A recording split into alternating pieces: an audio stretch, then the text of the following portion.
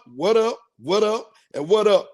And welcome to another week of Journey of a Jackass. And I am your host, Dyer Shakur. We out here making Landover great again. You know what I'm talking about? So look, the winter's coming to an end, right? The winter's coming to an end. I hope everybody's doing good. I hope everybody kids is passing class, and you know what I'm saying? Like, we're doing good. I'm with me saying that.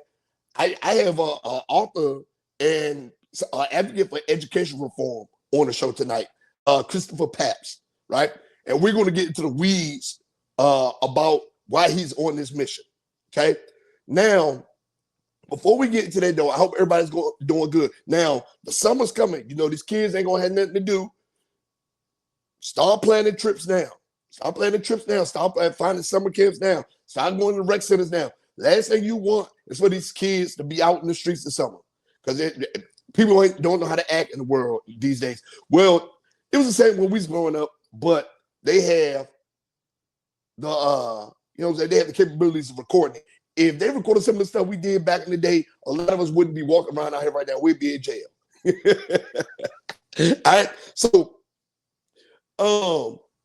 he's the author of a book called Failure Factory, right? But we're going to get more into that. Now, I've had some failures of my own. I come on here every week. Story time with me. Why not? Why not? Now, I come on here every week and I tell stories about getting beat up, sex stories, traveling, you know what I'm saying? Stuff that from my childhood, everything like that, right? Last week I told a story about how I got my pocket packed in Vegas. So since we talk about failure, I think this is ample time to get into this story, right? So y'all know I'm a 20-year Army vet, retiree, right? So I thought this is a good, funny story, right? But I failed at the end. I failed. I don't think I told this one because I've been through so much and I tell these stories all the time, right? So I was a young soldier at Fort Hood. Very, very young soldier, right? Failure. I tried my best to make it happen, but the ego in me took over, right? So I was dating a local chick in Killeen. I was like, oh, okay, cool. You know what I'm saying? She was good to go thick. Had the nice fat ass, like hippopotamus ass. I was like that. But she had a slim top, right? She used to come up to my barracks room, hang out, stuff like that. And she used to hang with this one little skinny, ugly friend. And me and my friends, I've been trying to put her on with my friends. And you know how hard it is for a soldier in the Army to reject a woman? You know how ugly you gotta be for a soldier in the Army to reject you? She looked like a foot. You understand me? Failure, right? Her parents failed, simply put. But anyway, I was trying to put her on some of my friends, and some of my friends had some low standards. They would hump a dog, but they would not touch her. I'll put it to you like that. Anyway, so we was all hanging out and stuff. We would go to the club, stuff like that, and hang out. Me and her would go out to eat. We was going on dates and stuff like that. She was sleeping in my room. I was spending the night at her house. You know what I'm saying? Having a good time. Everything was good, right? But then the one ugly friend started getting in her ear. She not doing them. Be in mind, I was only a private back then. I was making $800 a month as a private. $800 a month. That was a lot of money back then for us because we had to pay no bills except for car note and insurance. And I wasn't paying insurance. You know what I'm saying? This was pre-child support. So anyway, so we get to hanging out, and me, her, and the ugly friend go out to eat, get the drinking, having a good time. I'm like, yeah, man, well, I got to go back. I got PT in the morning. All right. So, okay, cool. The ugly friend, like, he ain't got nowhere. He probably going to see another chick, blah, blah, blah. You know, the ugly hating friend. It's always the ugly hating friend, right? So I get back. She called me. We talk on the phone. All you hear is the ugly hating friend. Man, he probably laying in the bed right now. We need to go see him, et cetera, et cetera, et cetera. 1:30 in the morning, they come knocking on my door. Like, hey, what's up? You know, blah, blah, blah. What you doing here? It's like, She said she know you got somebody up in here. Failure on her part, right? Mm-mm-mm. So the ugly friend insecurity started rubbing off on the chick that I was talking to. And it started getting bad. Right? It started getting bad.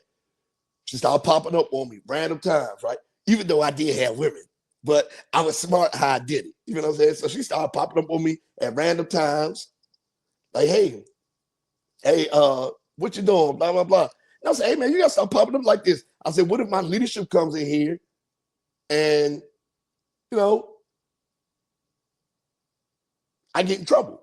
She's like, well, I'm sorry. You wouldn't answer the phone. I said, because it's 2:00 in the morning. I gotta get up at 5:30 because we gotta be outside running miles at 6, right? She didn't care. None of that stuff. So she'd spend the night. Now I'm like, okay, cool.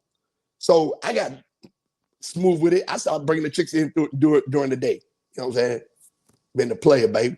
So anyway, so I had a Super Bowl party. When I had this Super Bowl party, I had a bunch of people in the room. It was a bunch of people in the room. We was all hanging out, stuff like that. Bunch of females that was in the barracks. People brought their females with them. Like, it was a good time, genuine good time. I'm talking about we was laughing, having a good time, drinking. Her and her friend was sitting in the corner drinking. The ugly friend, they started talking about the ugly friend. That didn't sit too well with the ugly friend, right? She's like, nah, blah, blah, blah. Then I say, it's just jokes. You know what I'm saying? It's just jokes. Don't worry about it. So she started getting in. The girl I was talking to, fuck him. You don't need to talk to him, et cetera, et cetera, et cetera. He just like the rest of these army dudes, et cetera, et cetera, et cetera. And then I heard it. I said, well, the army dudes don't want you. That's the problem. That is the problem, right? So the party ended. The ugly chick was like, well, you got to take me home. She's like, no, I want to stay here with him tonight. So like, all right. So one of my friends took the ugly friend home, right? I think he smashed her in the car too. Ew. So anyway, we get back. We wake up the next morning and stuff like that. My leadership knocks on the door. Boom, boom, boom. I'm like, fuck, I'm about to get in trouble. She said, don't worry about it. I just climbed your little wall locker. Climb my wall locker. I said, come on, you gotta go out here. You got a piss test. I said, all right, cool. Let me get dressed. I open my closet. Like, hey, as soon as I leave out this door, you need to go. I'm gonna tap on the door 3 times. You need to run up out of here, right? It's like, all right, cool. She leaves. I'm like, yes, I didn't get caught. Whatever the case may be. So her and the ugly friend come back over the following weekend. We drank the stuff before we go out to the club and everything. I was going back and forth to her house too, but it was more fun in the barracks because we was like live up there, having keg parties, all that shit. So once the ugly friend started getting in there again, I said, look, man, this girl got to go, et cetera, et cetera, et cetera. And then she's like, well, you probably got other chicks anyway. So guess what happened? One of my females that lived right around the corner from me came and knocked on the door. Boom, boom, boom. Hey, you having a party tonight? You know what I'm saying? I hear the music playing. So I was like, nah. Who is this bitch? Blah, blah, blah, et cetera, et cetera, et cetera. Right? So I was like, she's in my company. She's one of the people who said, nah, blah, blah, blah, I don't want to hear it. So they left, mad as hell. This was on a Friday night. Sunday, I go out to my car and they keyed the fuck out my car. Keyed it. It was like, fuck you, you cheater, blah, blah, blah. You could have guessed who was the antagonist of all this. Because the old girl comes and said, I didn't mean to do it, but I was just so mad that girl knocked on your door, et cetera, et cetera. Failure on my part, right? I should have never messed with the girl anyway, because she had that hating friend always coming around. So I said, okay, cool, we can work on it. You just got to help me get my car painted. She said, I'm not helping you get that car painted. You should have had that girl knock your door. I said, don't worry about it. Failure on my part. So she come knock on my door one day because I wouldn't answer the phone like that. I opened the door. I had a chick in the bed. I said, this is what you get. I don't want to deal with you no more. You said you were done, and you keyed my car. You said you weren't going to pay for it. So you know what she did? She leave. She bust my windshield. I was like, dang, right? So I said, okay, cool. I ain't worried about it. She busted on the passenger side. I said, damn, I got to get all this fixed, right? Took it to see how much it was going to cost to get fixed or whatever the case may be. So me and my friends, while she was at work, went to Statue of Limitations and passed. We went to her house, jumped the fence, went back over her house, stole everything. TVs, furniture, dishes, jewelry, everything, right? got enough of everything where I can get my car painted and get my windshield fixed, right? So, failure on my part. She come home, she called me like, oh my God, somebody broke my house. I said, they ain't none of my business. I ain't got nothing to do with it. I don't know what you're talking about. I ain't got nothing to do with it. Don't call me. We ain't got nothing to talk about, right? Now, this is where the failure comes in. This is where karma never fails, right? So, after we go in there, you know what I'm saying? She in there. Oh, we took her mattress. We took everything. When I say we took everything, the only reason we didn't take the dresser because we couldn't get it over the fence. We left it in the backyard though. But we got everything. It was like 5 of us. Loaded up. We started taking that shit to pawn shops. We was selling it, everything, right?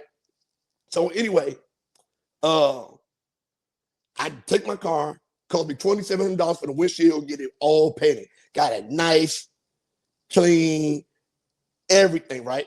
So she called me and said, hey man, I'm sorry. I shouldn't have keyed your car. I should have busted your windshield. Let's try to work it out.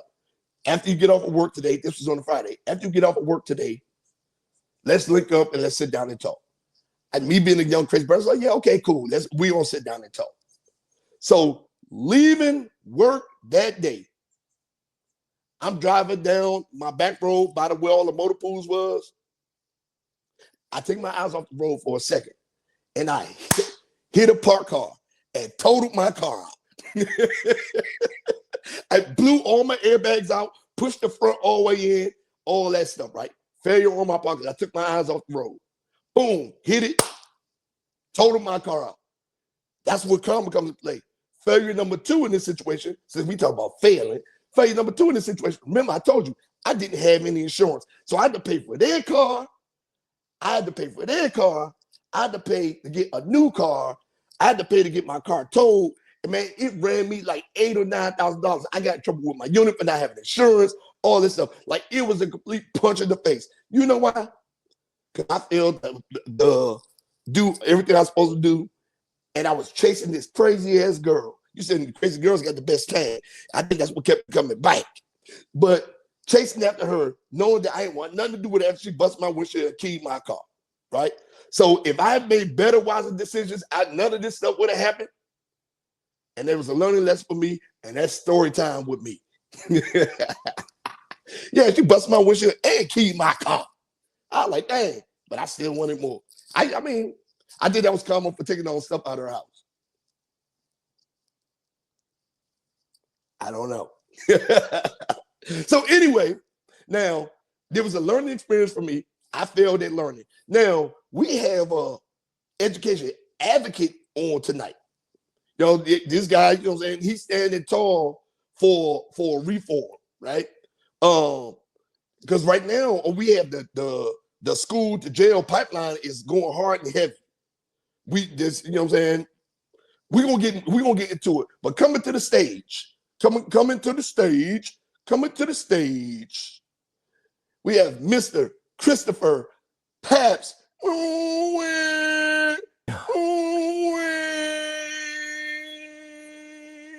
I was trying to figure out where that story was going. I would not have picked where it ended based on where it began, but I will say this: thank you for your service. I greatly appreciate it.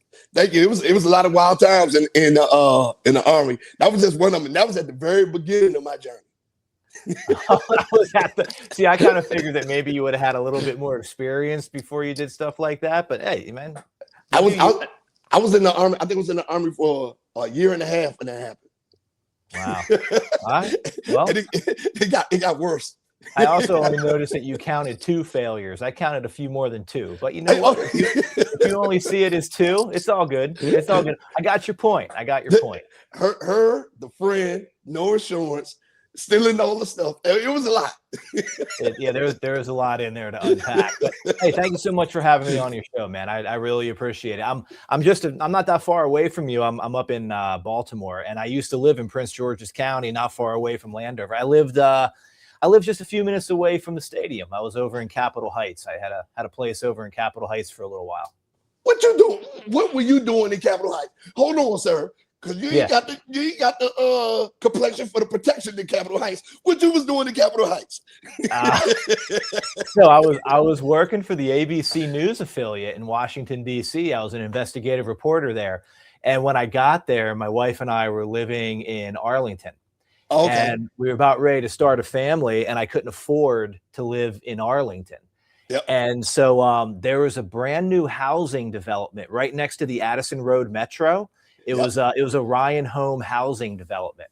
And we actually bought a plot of land in there, and we built a house. And it was a great little development. We had great neighbors. Most everybody was a federal employee. I mean, you're right. There wasn't a lot of people there that looked like me. No. But you know what? I had my wife and I, we enjoyed it, man. We made some good friends, made some really good friends. And we've got friends to this day that we met in that development, even though we left in 2017. Okay, yeah, I would say, the new ones on Addison Road. Yeah. Oh, Addison Road. Okay, I know what you're talking about. I was saying, because I know you wasn't around Old Central Avenue or Zelma Avenue or none of those places. Oh, no. Yeah, we built it. Actually, you know what happened? We built it in 2016, and then we moved in 2017 because I moved up to Baltimore to do Project Baltimore, which ended up leading to the book Failure Factory. So, but yeah, for I only lived there for like 18 months, but our intent was to live there longer. I didn't think that we'd move that quickly. Yeah, I would have said, when you say Capitol Heights, that's like saying Landover or Suitland or District Heights or something like that. Forestville, Capitol Heights. I will say that when I tell people I used to live in Capitol Heights, I do get the reaction that you gave. But it's okay, man. I enjoyed it. I liked it. Yeah. So, man, now tell the people who you are. I mean, because we're getting here and we're going to get to something that I never discussed on this show, right? So tell the people who you are, besides a former investigative journalist. You're probably still doing a lot of that as well. We're going to get into it. Yeah. So my name's Chris Papst, as you mentioned. I work for Fox 45 in Baltimore. And I work on a team called Project Baltimore. And what we are, and the reason I'm in my suit is because I work today and this is what I look like. And what we are is that we're a team of 5. So we have 2 photographer editors, 2 producers, and myself. I'm the reporter on the team. And as I said, we started in January of 2017. And when we got together, we were like, okay, the idea here of what we're going to do is that we're going to be a team of 5 that focuses on one topic. And all we are going to do is investigate that one topic. And 9 years later, we're still doing the same exact thing. And that one topic is public education. And we started investigating Baltimore City public schools. And since then, it has branched out to the surrounding counties. We also do some stuff in Prince George's County, and we really cover the entire state of Maryland now. Okay, yeah, well, that's excellent, right? I'm glad that you brought that up because education reform is something that I feel like we strongly need. I think the curriculums that they teach in the schools outdated. Only thing they're updating somewhat is math, right? Everything else is outdated curriculum, right? So with this program, now you said, now what's the name of the program? Operation. Project Baltimore. Project Baltimore. Okay, Project Baltimore, right? So do you feel like it's a funding issue with the education systems, or do you think it's just there's a lack of parent-teacher engagement? Well, I'm going to get straight into this. Yeah. Okay. So we'll start here. In 2017, all right, so we started investigating Baltimore City schools first. And Baltimore City schools and Prince George's County schools are very similar in many ways. And in Baltimore City, we could see at the time that it was one of the most funded, but one of the lowest performing large school systems in America. And it had been that way for many years. And 9 years later, I'm still doing this. And I wrote Failure Factory because when we first started in 2017, the questions really were how and why. How can you have one of the most funded large school systems in America that is also one of the lowest performing year after year after year? How can that happen? Why is that happening? And who's allowing it to happen? Yep. And 9 years later, man, I wrote Failure Factory because I think we have figured out the hows and the whys. We have been doing this long enough that we know what's going on. And so I wrote the book to have the conversations like we're having now, to educate people on what the problems actually are. Because 9 years later, 2017 to now, Baltimore City is still one of the most funded large school systems in America, and still one of the lowest performing. So it never seems to change. And how long can we really continue to do this? Like, you live in Maryland. Yep. If you have registered your car lately, you know how much your car registration has gone up. Your taxes have gone up. Your fees have gone up. You have a vending machine tax now in the state of Maryland. There's a 3% IT tax. If you're going to get your car emissions done, the price doubled for car emissions. And why is all this happening? Because the state of Maryland is dumping massive amounts of money into public education, and it has to find a way to pay for it. And you're paying for it. And the point of Failure Factory, man, and I thank you for having me on, the point of Failure Factory is to say, you are dumping all this money into the school and you are not getting a return on that investment via better educated students. So let's fix it. Oh, no. Okay. So I'm glad that you're bringing these things up. Right. So, with the funding and everything like that, it does have to be recouped. Now, is this something that you're seeing through every tenure, like with the differences in governors, or is this something that is fluctuated? Like, they may dump, like, say Larry Hogan put this much in, Westmore put this much in. Has there been a fluctuation in money dumped into education in the state of Maryland? So it had, over the past couple of years under Governor Moore, it has been significantly increasing the amount of funding in the public schools. But it's not necessarily because of Governor Moore. It's because of the Blueprint for Maryland's Future. And what that was a bill that was passed in 2020. Governor Larry Hogan vetoed it and said, we do not have the money to pay for this thing. And then in 2021, the legislature came back into session, and the Democrats have very strong supermajorities in Maryland, and they overrode Governor Hogan's veto, and they passed it into law. And what the Blueprint for Maryland's Future does is that it pumps 30 billion additional tax dollars into public education over the first 10 years that it's being implemented, and then $4 billion every year after that. These are additional dollars that are going into public education. You know, so the question now is, what are we getting for it? And I'll tell you right now what we're getting for it. So in 2021, when the Blueprint for Maryland's Future passed, since then, in the 5 years that have happened since then, Maryland has added 10,202 employees to the public school system. So there's 10,202 more people being paid for by tax dollars than there were 5 years ago. And the enrollment has gone down. There's 2,300 fewer students enrolled in public schools.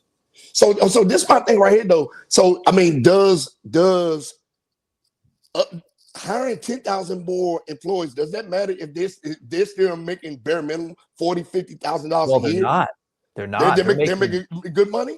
So what the Blueprint for Maryland's Future said was that if you hire a teacher, and it took effect this year, this is when that regulation went into play, the minimum salary that a teacher can make in Maryland is $60,000 a year. So if you're a 21-year-old and you're coming out of college and you come to Maryland to teach, you're going to be making $60,000 a year. Now, keep in mind, you also have a really good pension.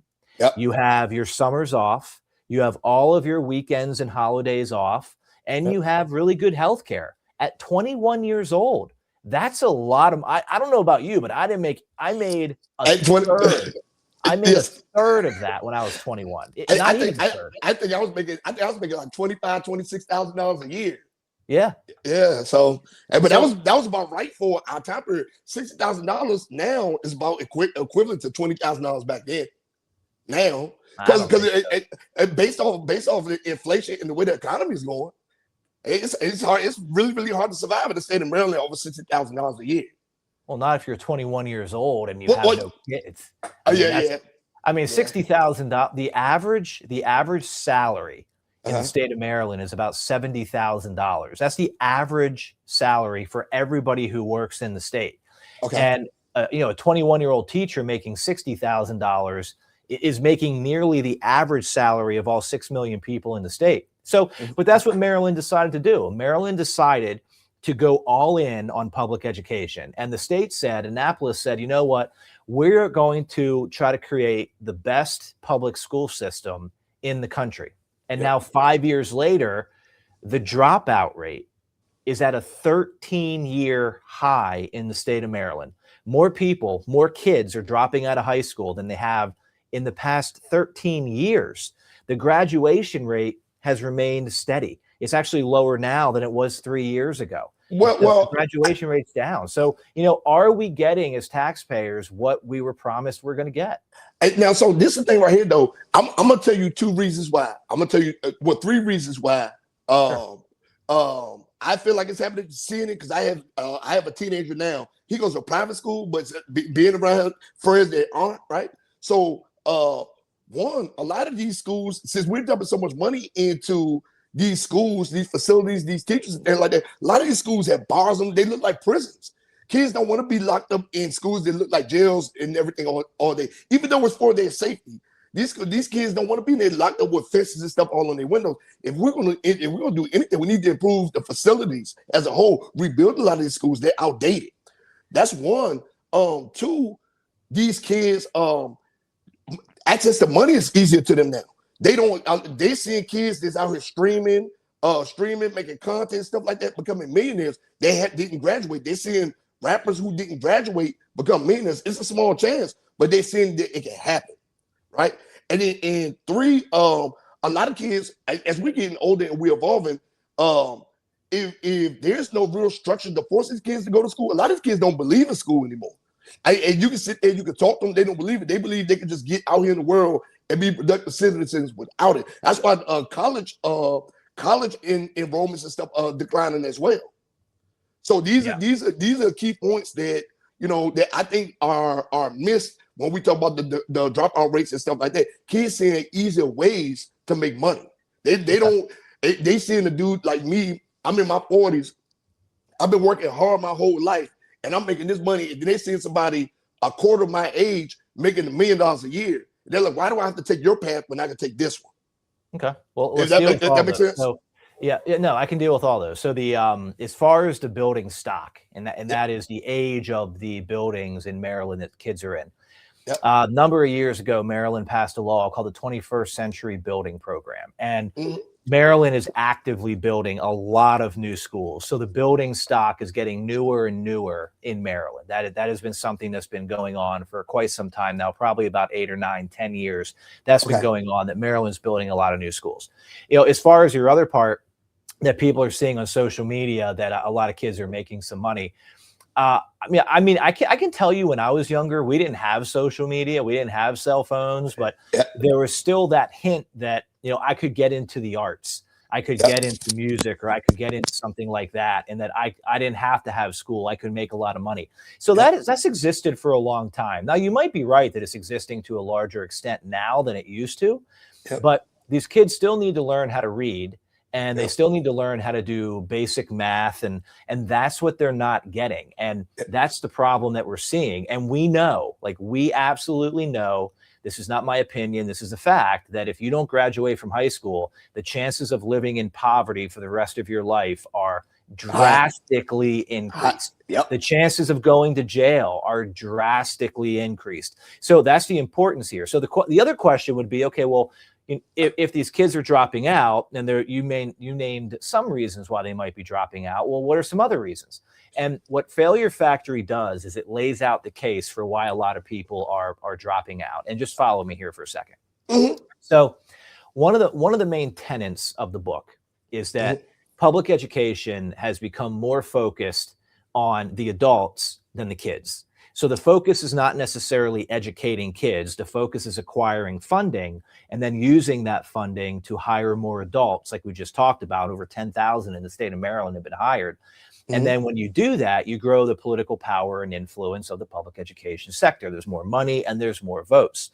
So when you look at schools that are doing things like that, you have to then look at, all right, well, how are the kids doing? Are the kids improving? And the kids are not improving. We can see in the data that graduation rates are largely stagnant, maybe going down a little bit. We can see math and English proficiencies over longer periods of time are pretty stagnant. You know, they kind of do this, but they don't really move that much over time. Meanwhile, the funding is skyrocketing. And if you look at these schools, we'll go to Baltimore City real quickly. In Baltimore City schools, and just let me get through this data real quick. No. I'm saying, no, go ahead. So what I talk about in Failure Factory is that in 2017, Baltimore City Public Schools had a $1.3 billion budget. By 2025, and the book covers 8 years, the school system's budget was $1.8 billion. So Baltimore City Schools got a $500 million a year increase in funding, 38%. Now, that's what the adults got. The adults got a 38% increase in funding. They hired 1,300 more adults. They raised the salaries of everybody, lots of people making six-figure salaries. So if you're an adult working for the school system, you're doing well. Well, how are the kids doing? Well, graduation rates in 2017 were 70%, the lowest in the state. In 2025, with a 38% increase in funding, the graduation rate was 71%. It went up 1%. 38% increase in funding, 1% increase in graduation rates. Math proficiencies. In 2017, the math proficiency rate in the entirety of Baltimore City schools was 11%. 89% of the kids were not proficient in math. In 2025, with a 38% increase in funding, math proficiencies were 12%. They went up 1 point. Yeah, that don't make sense. That data, and this is massive amounts of money going into a school system. And the adults are doing great. They're making a lot of money. Their pensions are really good, but the students aren't improving. So that brings me back to the curriculum. Do you feel like is it the curriculum? Is it the way they've been told? Because a lot of people, there are different versions of learning, visual, visual, hands-on, things of that nature. Is it the curriculum or is it the instruction that's causing this? So that's a weedy question, and so let's talk about it. Here's what I have been hearing, and I have kids in public school. Okay, so I'm going through this too. As I'm reporting on this every day, and as I'm investigating the public school system, I have kids in the public school system. So I got my little spies everywhere, and so the one thing that I'm hearing a lot about, and I'm living through this, is lack of teacher development. And here's how it's happening. I'm in Baltimore County schools. In Baltimore County schools 15 years ago, the county used to write its own curriculum. And then it would train the teachers to that curriculum.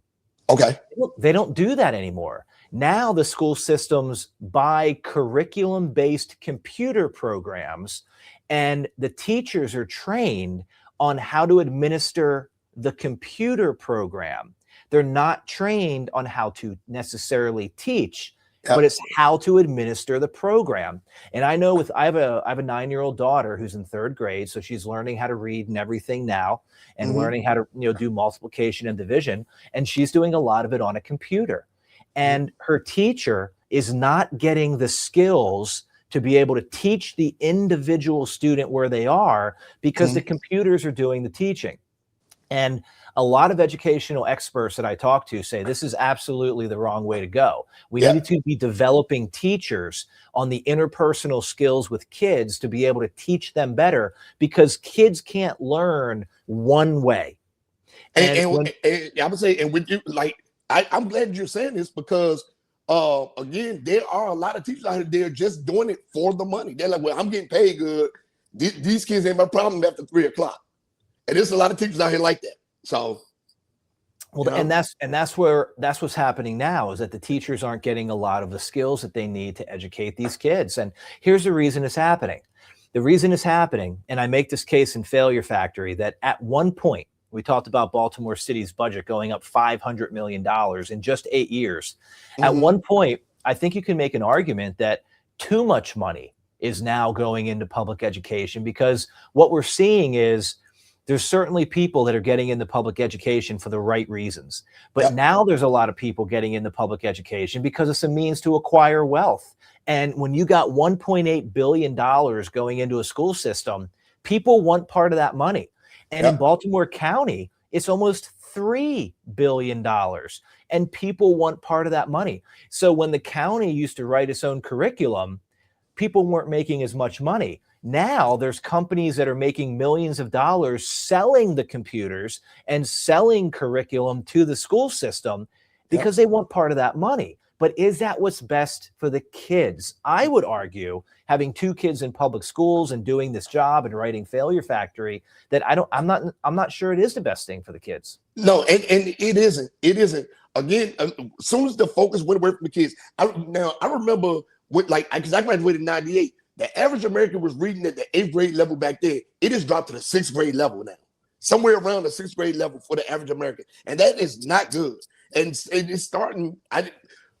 Of course, my dad used to tell us, we're going to read at home. Education starts at home, but every parent is not like that at all. Not every parent is not like that. So I think it is important that we start getting these teachers more trained, get them more involved in these students' lives. There are lots of them that care, but I think the overflowing masses are just there for the job.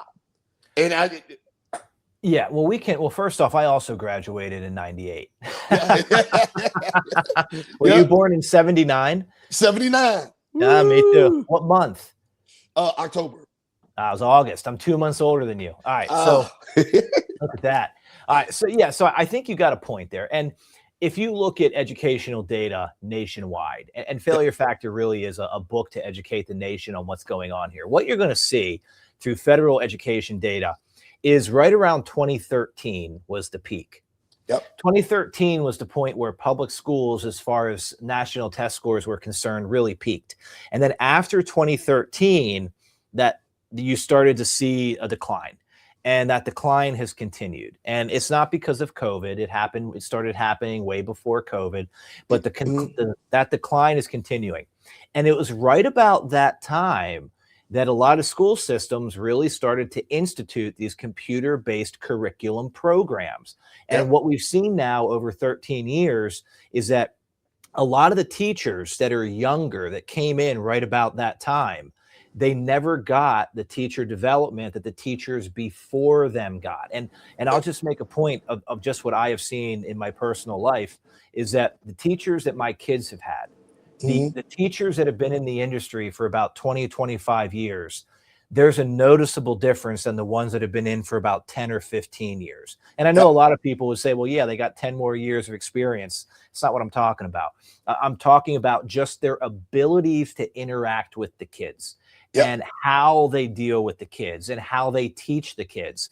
And there's a lot of research that's coming out now that's saying it's because the teachers were not trained necessarily how to teach. They're trained on how to administer the programs. And I do think, and just let me make this last point. Oh, no, go ahead. You know, we live in a computer world, right? You got to learn how to use a computer. But when you're in kindergarten, 1st, 2nd, 3rd, 4th grade, I think that you need to get farther away from the computer and learn the basics first. Learn how to write, learn how to read, learn how to do the things that you have to do, and then later introduce the computers, because obviously that is where we are as a society. You have to be able to use a computer. So I'm glad you brought up the year 2013, right? So not only did we see peak in test scores that you brought up, right? But I'm gonna tell you what else we started seeing increased numbers in. Social media usage, Instagram, Vine. At 2013 to 2015, we start seeing Twitter numbers go up, subscribers, users, stuff like that. This is just me. I want to say around that time frame is when we start seeing the society decline as a whole because of like social media and its effects. I think right now what we're seeing with our youth, what we're seeing with our youth and our millennials and the Gen Zers, I think right now we're seeing the long-term effects of social media. So that's just me. I think that's another issue that is contributing to our problems with attention spans with the kids and things like that.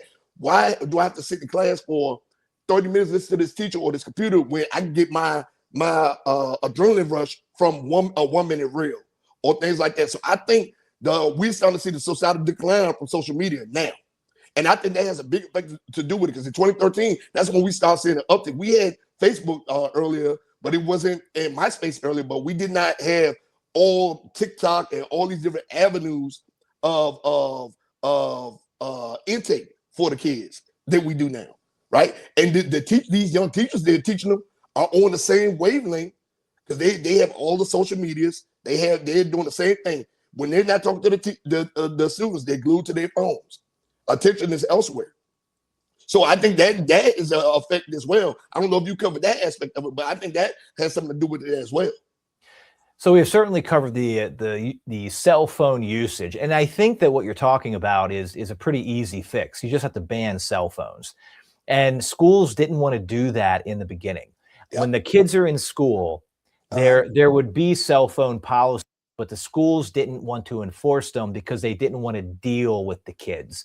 In many ways, a lot of people have been saying the kids are running the schools because the kids know that they're in charge, because the adults don't really have a lot of authority over them. But now you're starting to see this change. And I think that part of the reason you're starting to see this change, I mean, right now in Annapolis, the lawmakers are discussing a bill that would ban cell phones in schools statewide.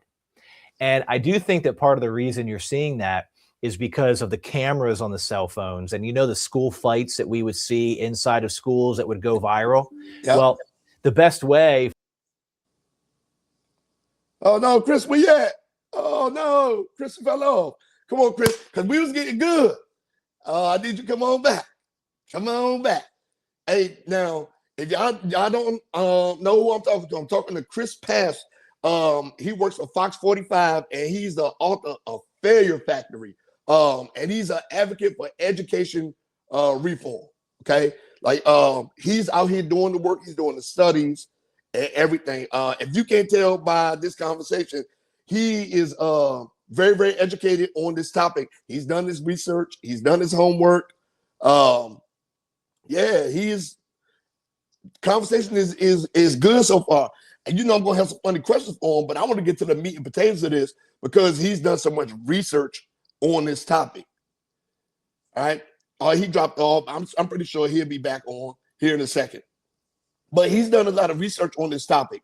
I really think that we need to support his efforts. His book, A Failure Factory, and I know he talks about the school to jail pipeline. He talks about the percentages of failure, all the money being dumped in schools. He's breaking this down to a very, very, very, very meticulous point. So, goodness gracious.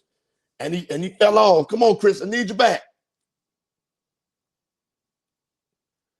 I need Chris back. I don't know where he went, but I need him back so we can go ahead and get back into this conversation right here. But man, for all you parents that's listening and watching and things like that, hear me, man. He's spitting facts. And like my dad told me, and like I tell my kids, education starts at home. So if you know your kids are in this situation where they don't know what's next or they having troubles and stuff like that, get them help. Get them help. They have free tutoring. They have all that stuff. But I think he's hitting the nail on the head with the teachers not being teachers anymore. And I'm not knocking all the teachers. I am not knocking all the teachers at all, right? I am not knocking all the teachers. But he is hitting the nail on the head for sure. Oh, yeah, okay. Now he's back. There he is. He's hitting the nail on the head with that. All right, Chris, you back? Yeah, I'm back. Okay, yeah, but he's hitting the nail on the head with some of the problems that we have. So I think this conversation is going excellent so far. And for a lot of you parents out here, listen to this. Start getting engaged with your teachers. Start getting engaged with the kids in their education, because he's bringing up points that's bigger than the school. The money is there, the teachers are there, and everything like that. The curriculum needs to be changed, but he is addressing all of the issues, right? He's addressing all the issues, and he has solutions. So listen to some of these solutions. When y'all listen to this episode or watch this episode, listen to some of the solutions. All right, back to you, Chris. We're back. I'm here. Sorry about that. I don't know what happened. I got disconnected there. All right, so we're okay. Where are we at now? Oh yeah, no, I was just talking about how you were driving all the points home about the teachers not being teachers. There's still some out here, but and then these teachers will start younger, things of that nature. So yeah. So along your journey, let me ask you this: along your journey with this, right? Have anything you contributed so far helped improve city schooling? Have you maybe had sit down with some people and propose legislation or anything like that that would help out? Sure, that's happened a lot. So there's a couple things I can point to. So as I mentioned, Failure Factory covers 8 years. Yep. And within those 8 years, 5 of them were a grade-changing investigation that we embarked on, where we uncovered a massive scheme in Baltimore City schools where administrators were going into teachers' grade books and changing grades, and not B's to A's or C's to B's. They were changing failing grades to passing in order to matriculate students through the school. And then eventually, as teachers were telling us, they were handing diplomas to kids that couldn't read the diploma. And that was happening because the grades were being changed. Kids weren't doing the work, they were failing, but they were still passing every year and working their way through the school system. And what ended up happening was I had filed a public records request with Baltimore City Public Schools to get documents, emails, and internal investigations related to grade changing. Well, long story short, and I cover this in depth in Failure Factory, we ended up suing Baltimore City Schools for violating Maryland's Public Information Act. Wow. We ended up winning. And when we won, it really set legal precedent throughout the state of Maryland on how to handle public records request disputes. And these are records that you paid for, that you go to work every single day, you give your taxes to your government, and then your government owns these documents that we own also, but then they don't want to give them to us. So what this lawsuit did was it really, there's not many public records lawsuits that are filed because they're very expensive, but we were able to file it, we were able to win, and now there's a roadmap on how any Marylander can win in these types of disputes where your government does not want to give you public documents that you already own. So that was one major victory that came out of this. Okay. Another one is that the grade changing investigations that we did, we were able to show that more than 12,000 improper grade changes were happening over a 4-year period where kids were failing and the grades were changed to passing. And what we were able to show was that upwards of 10% of kids were graduating who did not earn it. Kids who did not earn the right to graduate were being given diplomas because people at the school were changing their grades. And Baltimore City Schools was forced to revamp their entire grading procedures, where they changed everything for how grades are inputted and who can change grades and what are the process in order to do that.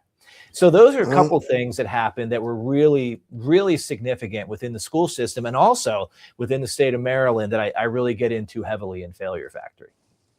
Now, I can tell you this. Now, I know this to be true. So I do a segment on this show called Dumbass of the Week, right? Where I bring people that do dumb stuff, idiots, stuff like that, and I break down what they did and all that stuff. So it was a guy here in the state of Maryland. He was a senior in high school. I gave his mom and the school system Dumbass of the Week. This was last summer, right? He graduated. They let him walk the stage and graduated. And his senior year, he only went to school 10 days, his whole senior year. And they graduated him. And before then, he only had enough credits. He only had enough credits to make it to the 10th grade.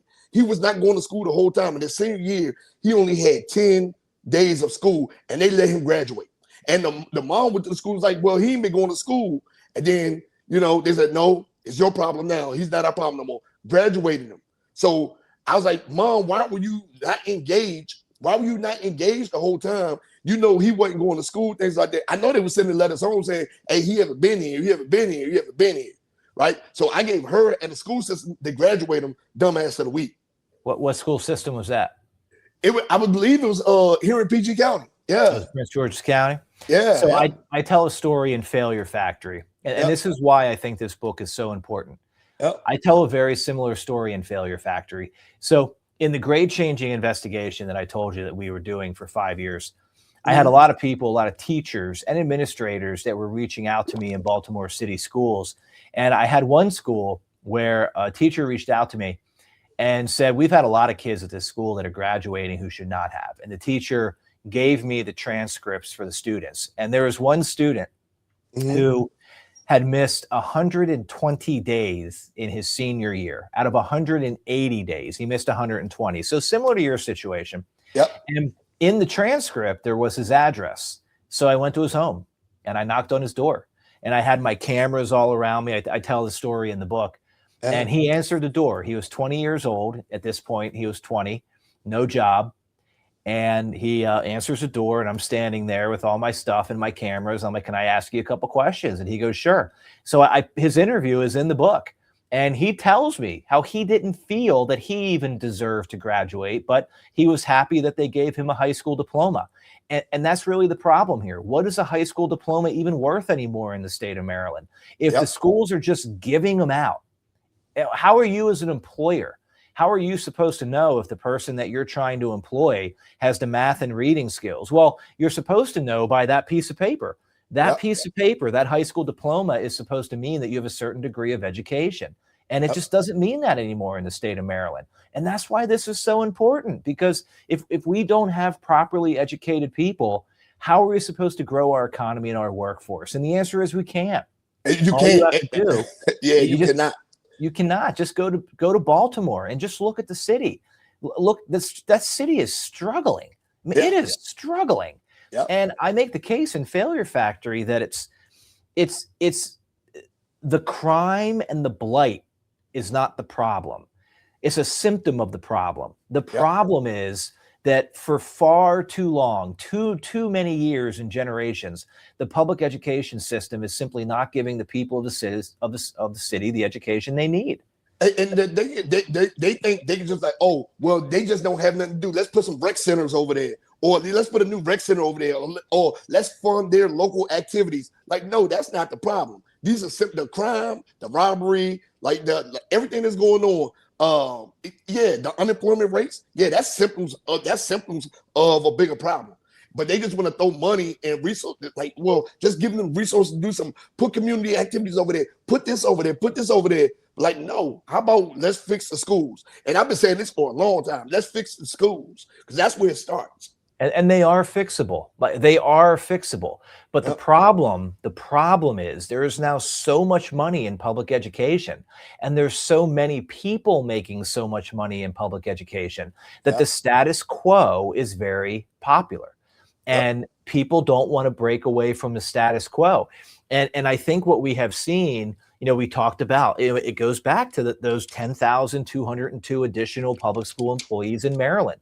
They're now part of this growing sector, the public education sector, that keeps getting more and more powerful. And the more and more powerful it gets, the harder that it's going to be for people like you or people like me or any taxpayer in Maryland to get it to change. Because the people that are in it don't want it to change. Yeah. So I think, so how do we fix it? Like, what is your solution to this problem? Like for instance, you can go stand on the mayor desk all day, but it's gonna be up to those city councilmen. It's gonna be up to the school board members, things of that nature. I can't say voting them out will fix it, because the only thing they're gonna do is be replaced by somebody else who's going to have the same agendas. Well, this is what we were doing before. We might as well keep doing it. Well, this is what would fix it. What would fix it is if there were public officials, if there were elected officials that would actually hold the school system accountable. People who would say to the school system, listen, the numbers that we talked about, over 8 years, the school system got a 38% increase in funding, and the graduation rate went up 1%. Nobody in Baltimore City is saying that that is unacceptable. There are no public officials, there are no elected officials that are screaming that that is not acceptable. And if no one's going to say it's not acceptable, then they must feel that it is acceptable. So why would the school system change? If pressure isn't being put on the school system to change, why would it? And it's not. And we know it's not. We can see the data. We can go back decades and we can see that the school system is not producing a better product. Yeah. But when you don't have public officials that are demanding a better product, why would you get one? Well, I mean, you got to think about this though. If the constituents, the people they're representing, aren't asking for better, or if they are, it's not being heard. But if the constituents aren't asking for better, they don't know the politicians don't know what's wrong. If that makes sense. No, you're exactly right. So that's what needs to change, is that people in Baltimore need to vote for public officials that are going to hold the school system accountable. But also, you got to look at it this way. The Baltimore City School Board has 12 people on it. Only 2 of them are elected. The 9 of them are appointed by the mayor, and 1 of them is a student member. So of 12 people on that board, taxpayers only can vote for 2 of them.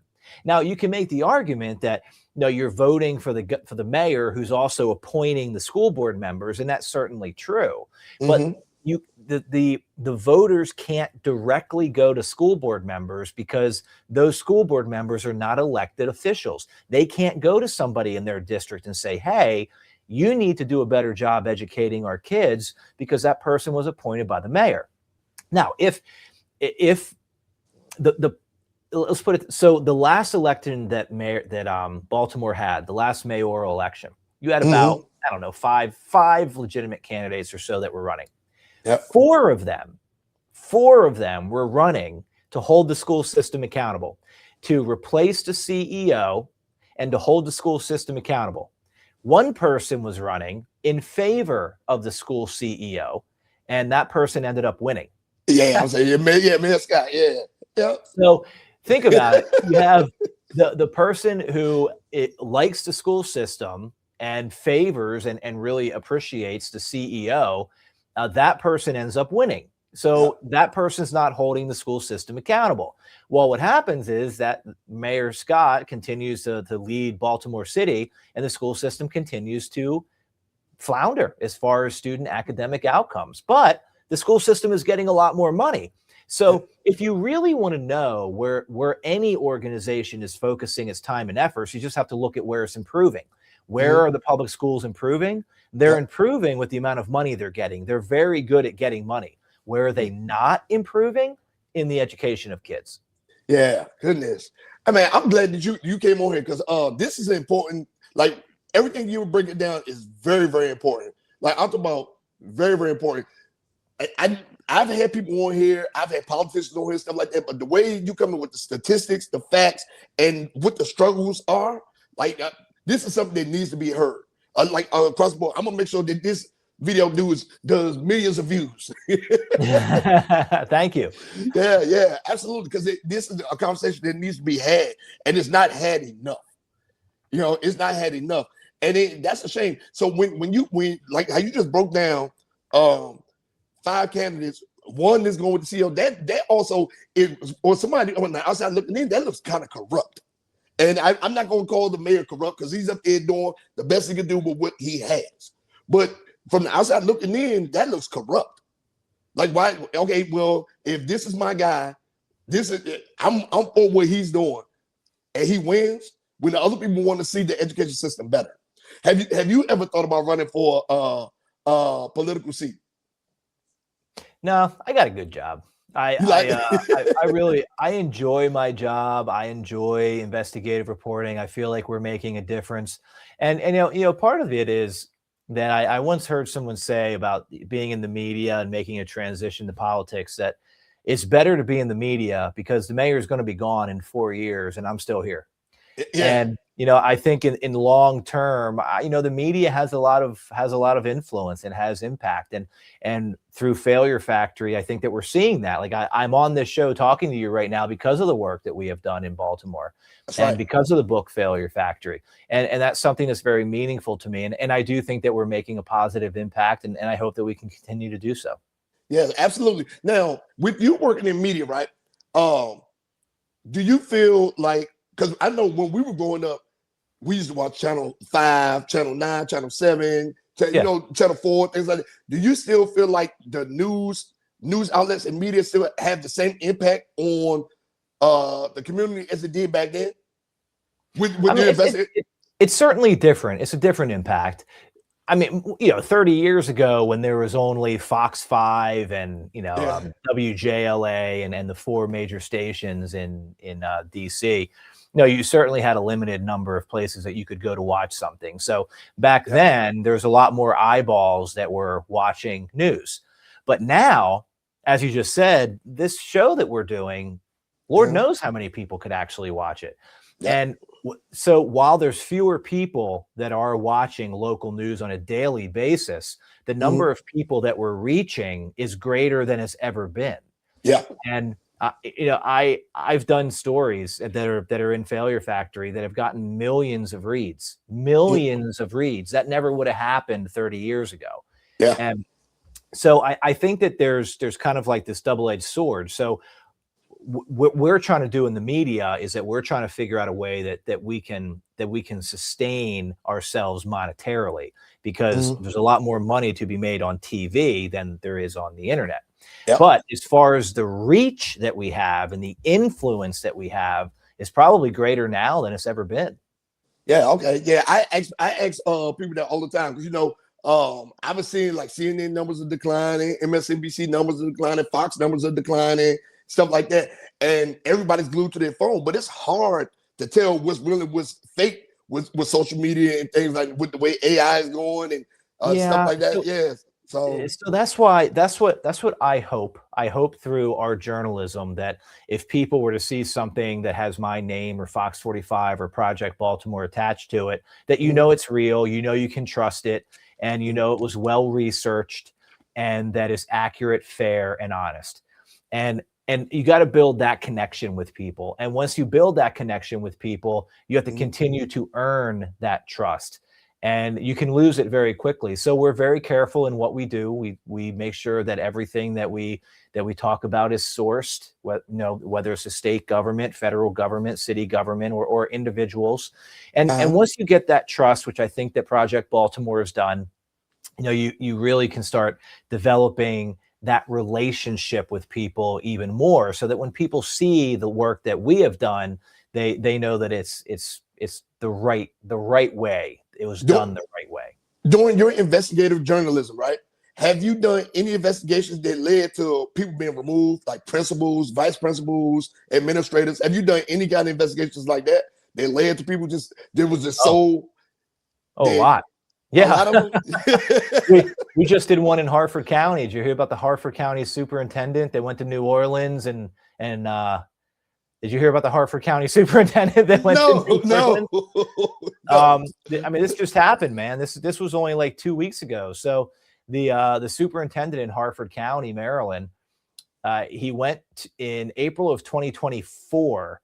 He went to a work conference in New Orleans, and he invited a lady back to his room at 2:00 in the morning. And he a lady that wasn't his wife, a lady who was not, he didn't know her name. Oh man. And he fell asleep, and he woke up and his stuff was gone. He called police, right? So he calls police and he reports that his work issued computer and cell phone and Apple Watch and a wallet were stolen. Well, turns out I had a few of those nights. So, but you weren't the superintendent of Harford County Public Schools. No. on a taxpayer-funded work trip. So what he does is a year and a half go by, and there's been a lot of rumors that this was happening. And so we filed a public records request with New Orleans Police Department for that police call. And it took us a long time to find it because there was no police report attached to it. So it was just like this call floating in the middle of nowhere. And generally when there's a call, it's attached to other things to make it easier to find. Well, this wasn't. So it took us a long time to find it. And we eventually found the call.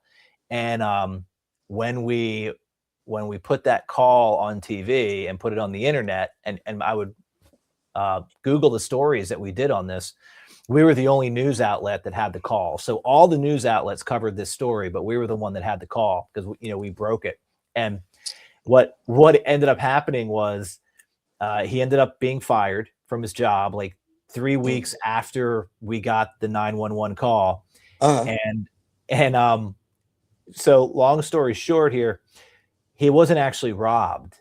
When he woke up, he forgot that he had put his stuff in the hotel room safe. So he called the police and he made that call when his stuff was actually in the room. So he ends up getting on a plane and flying home. A short time later, hotel staff comes into his room and opens the safe and finds all of his stuff. So they call him and they're like, hey, we have your stuff. And they ship it back to Harford County, Maryland.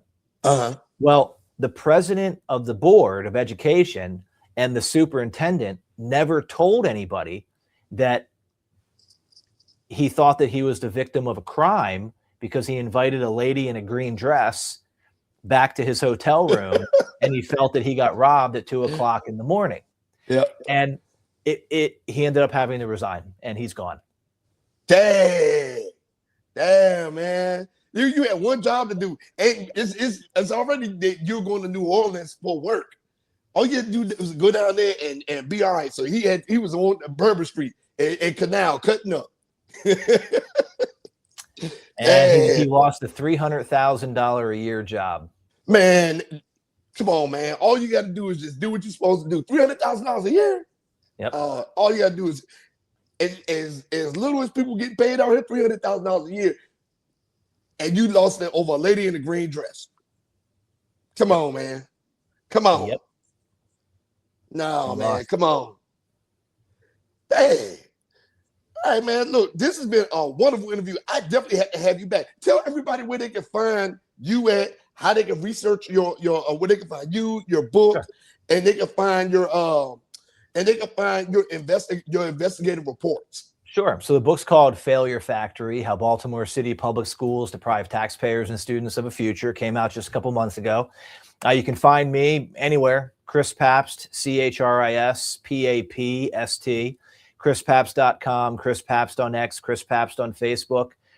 Just go to fox45.com. Project Baltimore is our unit.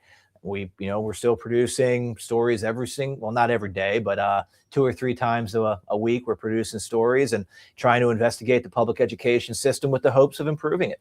Hey, let me know if you need some help. I come up there kicking some doors. Like, I know y'all doing bad in here.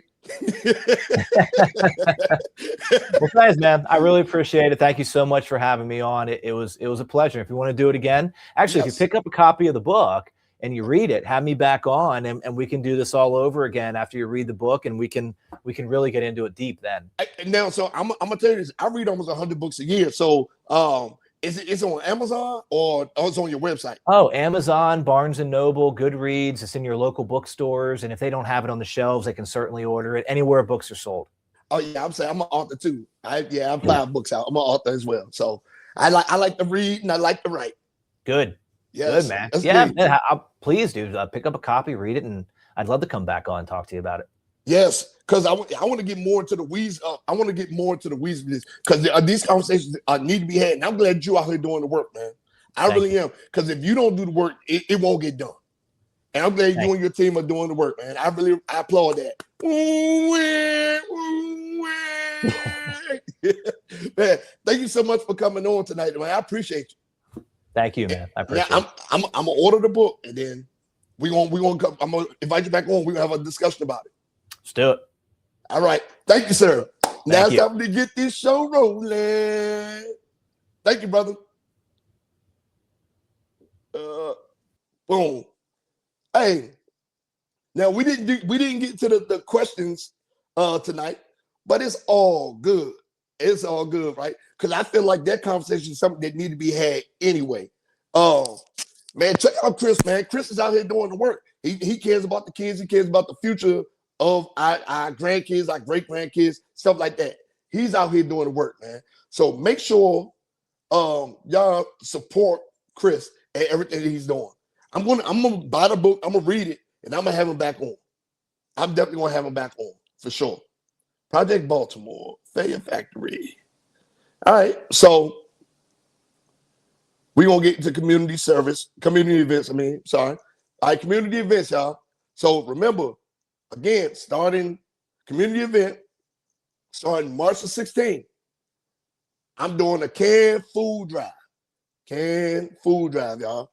I'm taking, I have the locations. I'm going to put the locations up this week.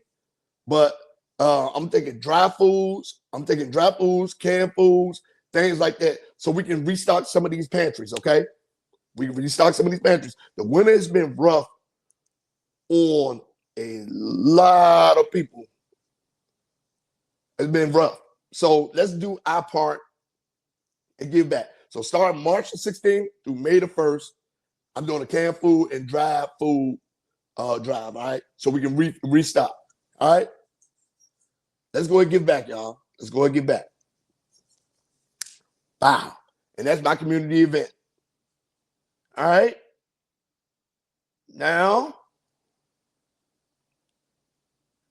the read of the week. Now, I will give Read of the Week to Failure Factory by Chris Papst, but I gotta dig in the weeds and read it first. You know, I love me a good read, so I'm gonna order his book today, right? But I'm gonna give it to him anyway. Read of the Week, because he just came on this show. I'm gonna give Read of the Week to Failure Factory, by Christopher Papst, right? He just came down and broke down a lot of stories from the book. He broke down statistics, facts, and things of that nature. I firmly believe that this is something that'd be beneficial. If you understand what's going on in your community, do something about it. And he's out here doing the work. Just like I'll be doing work in the community with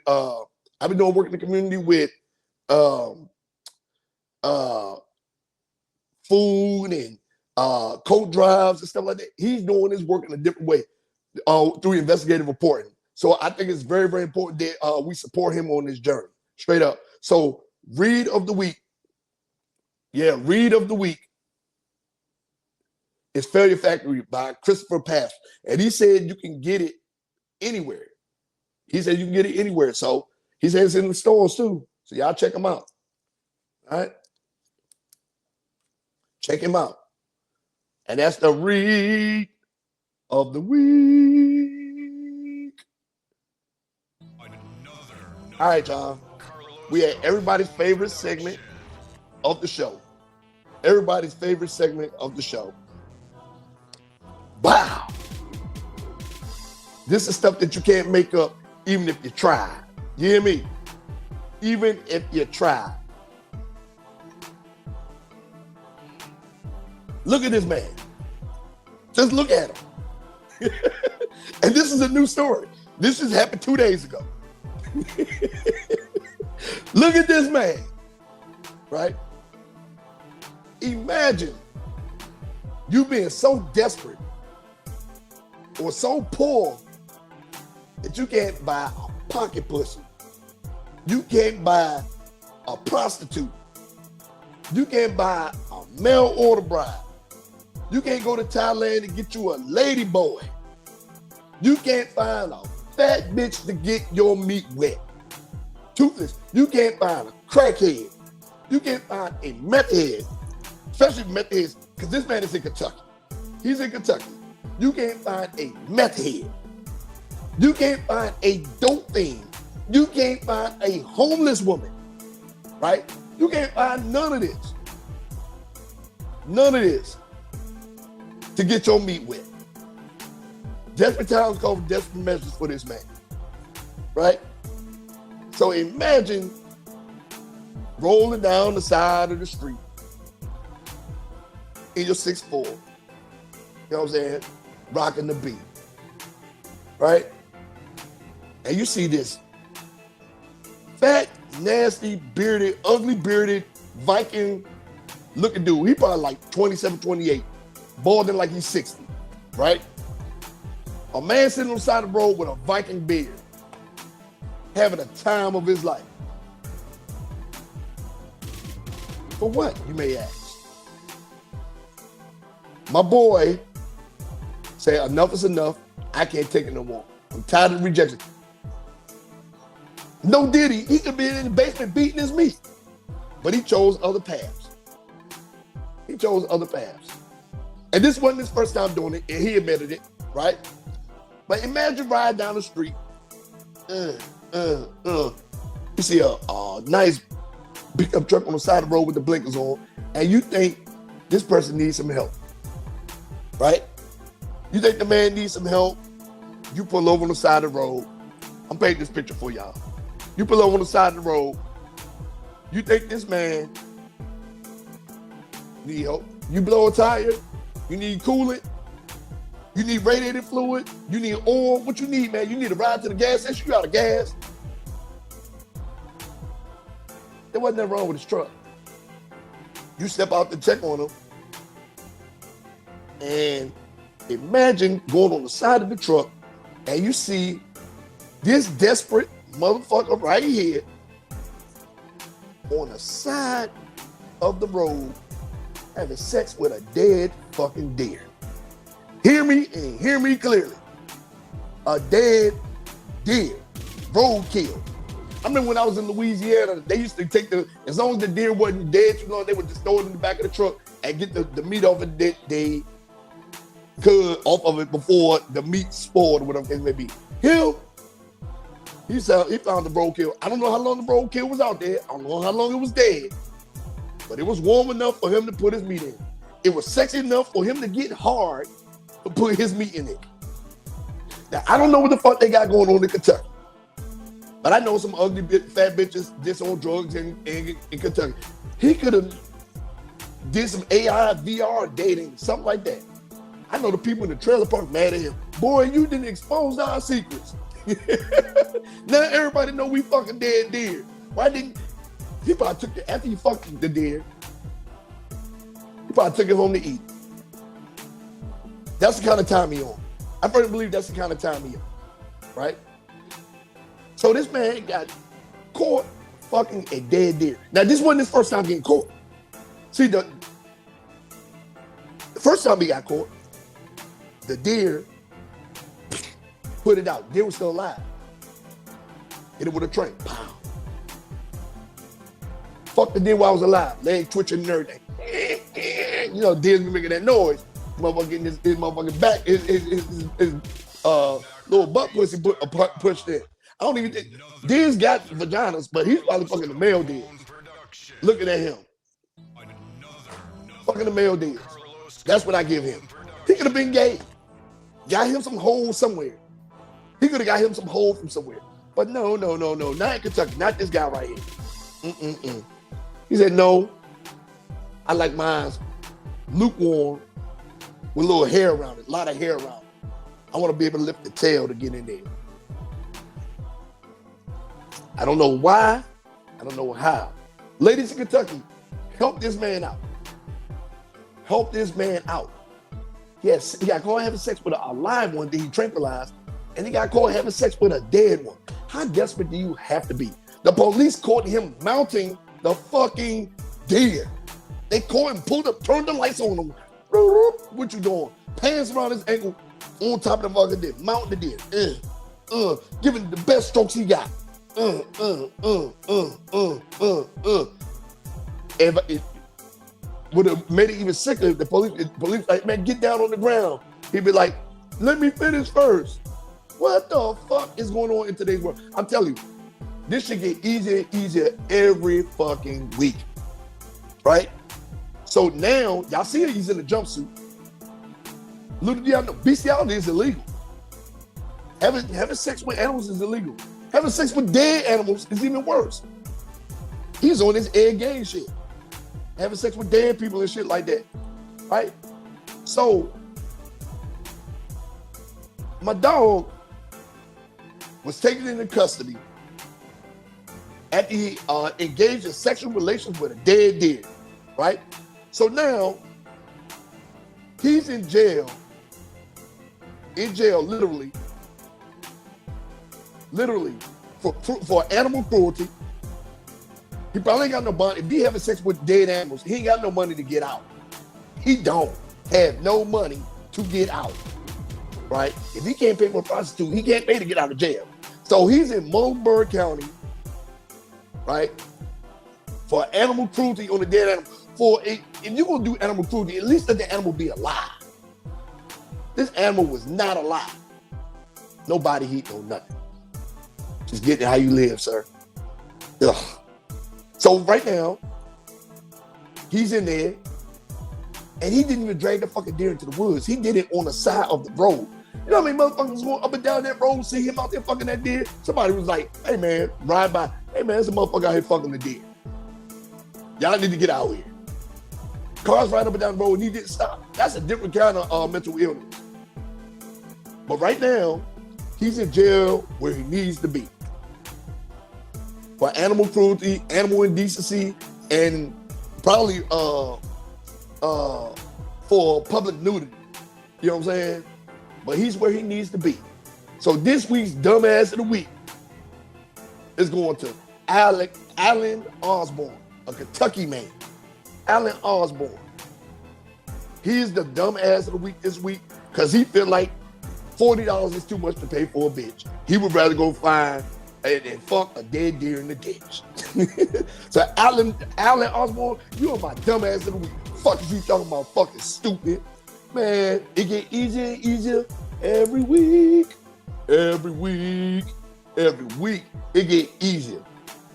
Because we have people like him that feel like this shit is okay. We have people like him that feel like this shit is okay. Like, this is something that needs to be done. Hey, y'all keep them coming. Y'all keep them coming. And they're going to keep getting the award that they deserve. And this shit just happened February 23rd. So it was cold as fuck in Kentucky too. Outside. Long Johns around your ankles. Fucking the damn deer in the cold. He like his meat raw. Ooh, baby, I like it raw. Well done. Not well done. I mean rare. Rare. Like a steak. Ooh, baby, I like it raw. And this is my dumb ass of the week. Fuck is you talking about, fucking stupid? He like that other white meat. Hey, so tonight was a good show. Hey, y'all make sure y'all support Chris, man. For real. I'm gonna order his book tonight and I'm gonna read it. And then I'm gonna give y'all some real legit honest feedback on it. And then I'm gonna bring him back on so we can talk. You know what I mean? I want to thank now again, I want to thank everybody that's been supporting me on this journey. Things have been moving in the right direction. You know what I'm saying? I'm coming to Tubi soon. I'm coming to TV soon. I got a couple of TV networks I'm working with. So I'm coming soon, y'all. The hard work is starting to pay off. I got people from Fox 5 coming on my show. Yeah. So thank you for all your support. Y'all stay warm. And let's get the fuck out of here.